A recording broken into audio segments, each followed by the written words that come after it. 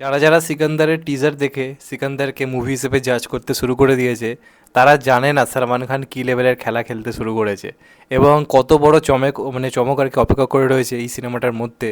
সেটা তোমরা না বললে কোথাও গিয়ে বিশ্বাস করবে না। আমি তো প্রথম থেকে খুব পজিটিভ রয়েছি এই সিনেমাটাকে নিয়ে।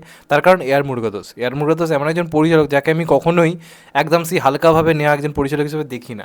তার ট্রেলার টিজার দেখে তোমাদের মনে হতে পারে যে হয়তো খুবই হালকা টোনের একটা কাজ হয়েছে, এটা ওটা। তো বলে রাখি, টিজার দেখেই অনেকের বক্তব্য স্টোরিতে নাকি দম নেই, এটা ওটা নানা রকম কথা। প্রথমেই বলে রাখি, এটার ভেতর ভেতর যা খবর শুনতে পাচ্ছি, আমার মনে হয় শেষ 7-8 বছরে সলমান খানের বেস্ট কাজ এটা হতে চলেছে নিঃসন্দেহে।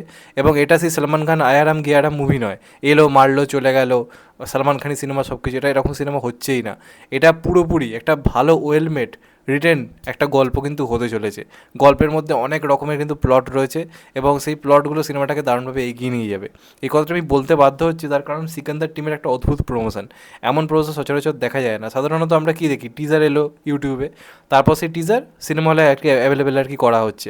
এবার সিনেমা হলে যেটা অ্যাভেলেবেল করা হয় সেটাই আমরা ইউটিউবে দেখতে পাচ্ছি, সব জায়গায় দেখতে পাচ্ছি, আলোচনা হচ্ছে। সিকান্দার টিম পুরো অন্য খেলা খেলেছে। সিনেমা হলে যে টিজারটা দিচ্ছে সেখানে কিছু এক্সটেন্ডেড কাট দেওয়া হয়েছে, যেটা অফিসিয়াল যে টিজারটা ইউটিউবে এসছে সেখানে তার বিন্দুমাত্র নেই। এবং এই প্রমোশনকে তুমি পজিটিভ ওয়েতেও দেখতে পারো, আবার নেগেটিভ ওয়েতেও দেখতে পারো, কারণ যে জিনিসটা সিনেমা হলে রয়েছে না ভাই, তা ভাই সুনামি। আমি দেখেছি অলরেডি ক্লিপসটা, আমি চাইলে ভিডিওতে দিতে পারতাম, কিন্তু কপিরাইট স্ট্রাইকের প্রবলেম চলে আসতে পারে, যে কারণে আমি দিতে পারলাম না। তোমরা চাইলে ইউটিউবে সার্চ করে দেখতে পারো, অনেক অনেক জায়গাতে এখন অ্যাভেলেবেল হয়ে গেছে। এবার যেহেতু মেকার্সরাই বিভিন্ন সিনেমা হলে জিনিসটাকে নিয়েছে, তাই এটা নিয়ে এখন কথা বলা যেতেই পারে, কারণ সিনেমা হলে দেখানো হচ্ছে।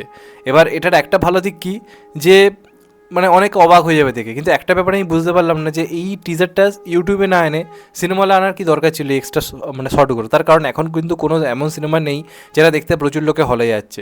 যদি এটা ছাবার সঙ্গে এই টিজারটাকে ডাইরেক্ট আনা হতো, ছাবা প্রচুর লোকে দেখতে গেছে, পাগলের মতো লোকে দেখেছে, তারা গিয়ে সারপ্রাইজ হতো। কিন্তু এখন যে সিনেমাগুলো এসছে সেগুলো দেখতে তো কোনো লোক হচ্ছে না, বা ছাবারও দর্শক অনেকটা কমে এসছে। তো এখন এই ট্রিকটা আই থিঙ্ক ইউজ না করে ডাইরেক্ট ইউটিউবে আনলে এই সিনেমাটা নিয়ে লোকের হাইপ বা এক্সপেকটেশন আরও বেশি হতো। অলরেডি যারা দেখেছে তাদের এক্সপেকটেশন বেড়ে গেছে। তো সেখানে কিছু এক্সট্রা শর্ট অ্যাড করা হয়েছে এবং কিছু এক্সট্রা ডায়লগ রয়েছে, সেই ডায়লগগুলো হয় কী ক্যাশ। এই টিজার জুড়ে প্রথম যেটা সমালোচনা এসেছে, সালমান খানের সেরকম পাওয়ার প্যাক কিছু ডায়লগ ছিল না, কিন্তু যে টিজারটা সিনেমা হলে দেখানো হচ্ছে এক্সটেন্ডেড কাটসহ, সেখানে কিছু পাওয়ার প্যাক ডায়লগ রয়েছে। যার মধ্যে অন্যতম একটা হচ্ছে এই ডায়লগটা, যেটার সঙ্গে স্টোরিরও হালকা বড় লিঙ্ক আপ একটা রয়েছে, যেখানে সলমান খান বলছে যে ইয়ে লড়াই মে আপনি পত্নী কে লিয়ে লড়ুঙ্গা আর কি। তো এই কথাটা যে বলছে, কেন তোর কি পত্নীর সাথে কিছু ঘটেছে, যে খারাপ কিছু, মারা গেছে নাকি অন্য কিছু ঘটেছে, সেটা সিনেমাটা দেখলে আমরা বুঝতে পারবো। আগে থেকে জাজ করে দেওয়া উচিত নয় যে এটাই হবে। গল্পের মধ্যে নানা রকম টুইস্ট থাকতেই পারে, কিন্তু এটা কিন্তু একটা গল্পের বড় অংশ হতে চলেছে, যে এই ক্যারেক্টারটা নিজের ওয়াইফের জন্য এখন সব কিছু করতে পারে, যা কিছু করছে, এবং নিজের ওয়াইফের জন্য, এবং নিজেকে মানুষের পুরো অন্য পর্যায়ে নিতে চাইছে। একসময় লাইফস্টাইল অন্যরকম ছিল, এখন অন্যরকম। যে কারণে একটা জায়গাতেও চ্যালেঞ্জ করে বলছে আর কি সবাইকে, যে পিএম সিএম কা তো পাতা নেই, মে এমপি তো জরুর বানি যাऊंगा, ইতনা পপুলারিটি তো হে। টিজারটা এটা ইউটিউবে এসে, সেটা শুধু এইটুকুই ছিল যে ইতনা পপুলারিটি তো হে। সেটাকে সিনেমা হলে বাড়িয়ে করে দেওয়া হয়েছে যে ইতনা পপুলারিটি তো হে কি পিএম সিএম के बारे में पता नहीं, এমপি তো বানি যাऊंगा। এবং লাস্টেও কিছু এক্সট্রা ডায়লগ অ্যাড করা হয়েছে। তো বেশ কিছু সিন, যেমন একটা সিন রয়েছে, দেখানো হচ্ছে যে ওদের যে টিমটা রয়েছে সলমান খানের, ওর পিছনে দেখবেন 4-5 জন ছেলে একসঙ্গে হাঁটছে। তো ওদের যে টিমটা একটা ট্রেনের ভেতর থেকে এরমভাবে নামছে রেল লাইনের ওপর, ওই শটটা মারাত্মক কিছু একটা হতে চলেছে, যেটুকু দেখে বুঝলাম। সেটা ইউটিউবে নেই, সেটা অ্যাভেলেবেল রয়েছে কিন্তু সিনেমা হলে। ওই শটটা মারাত্মক আমার লেগেছে। এবং তার সঙ্গে সঙ্গে আরেকটা শটও রয়েছে, সলমান খান সবাইকে বিরাট একটা লোককে নমস্কার করতে করতে আর কি যাচ্ছে, একটা এমপিও হয়ে গেছে, এটা কিন্তু বোঝা যাচ্ছে। তো এটা কিন্তু ভাই মারাত্মক একটা টিজার হয়েছে। আমি জানি না কেন তারা পুরো ভার্সানটা ইউটিউবে আনলো না, এটাতে কী প্রমোশন প্ল্যানিং, আমি সত্যি একটু অবাক হলাম। কিন্তু এটা যদি আনতো না, এই টিজারটার ইম্প্যাক্ট আরও ভয়ঙ্কর হতে পারতো। হয়তো গল্পটাকে তারা পুরোপুরি সোশ্যাল মিডিয়াতে এখন লুকিয়ে রাখতে চাইছে বলেই সারপ্রাইজলি কিছু কিছু দর্শকের জন্য হয়তো সিনেমা হলে করেছে, কিন্তু সিনেমার হাইপ আরও বাড়তো যদি এইটাকে আনতো। যদিও ট্রেলার আসবে, ট্রেলার হয়তো আরও কিছু রিভেল তারা করবে, কিন্তু এটা আমার মারাত্মক লেগেছে ভাই। এই যে সিনেমা হলে যে এক্সটেন্ডেড যে টিজারটা দেখানো হচ্ছে, ওটা সত্যি কথা ভাই চমকে রেখে দিয়েছে।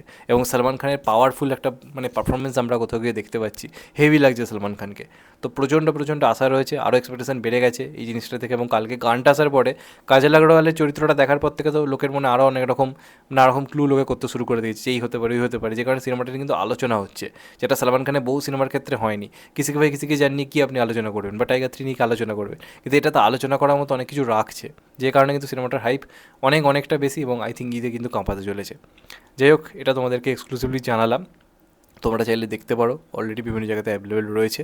তোমাদের সেটা যদি দেখে থাকো, তোমাদের কি মত কমেন্টে জানাও, যারা দেখোনি তারা অবশ্যই দেখতে যাও, দেখেছে কমেন্টে জানিও। তো এটাই ছিল আজকের ভিডিও। চ্যানেলটা নতুন হলে চ্যানেলটা সাবস্ক্রাইব করে দিও and get the bell icon. ভালো থেকো সবাই, টেক কেয়ার, নমস্কার, আবার দেখা হবে। এখন তো বাই, সবাই ভালো থেকো, সুস্থ থেকো, টেক কেয়ার, আবার দেখা হবে, নমস্কার।